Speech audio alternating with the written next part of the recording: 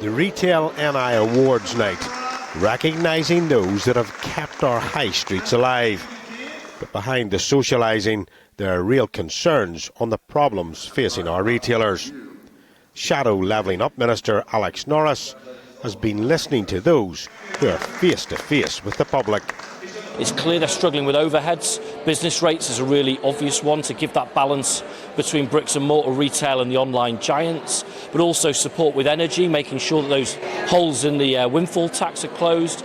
A big one that people raise with me is that the big suppliers or even the local government or national government don't pay their bills quickly enough, so let's get that sorted too. So all those ways to make life that little bit easier. Retailers will be at the forefront of the framework document, and Neil Johnson of the NI Retail Consortium explains the problems. What we're trying to do here is to maintain two markets. It's the UK internal market and to respect the EU's right to protect the EU internal market.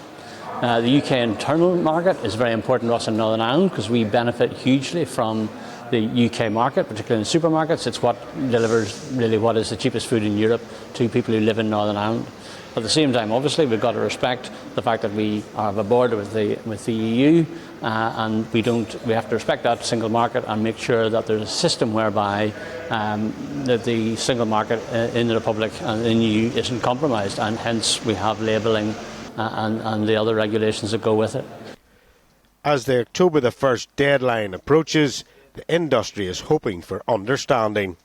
We are being told that it will be a case of education and upskilling with regards to the regulations rather than enforcement, and I think that's where we hope we can work through all the remaining issues and get the detail and make the scheme work. Business requires certain conditions, and one of those is facts. I think we have to be realistic about the Windsor framework. It has moved things on from the protocol, but the government needs to stop overselling that. They need to get round the table, both with our European partners, but also with business, to say, what is it that you need in order to make this work? That what we've heard tonight very strongly is the need for stability.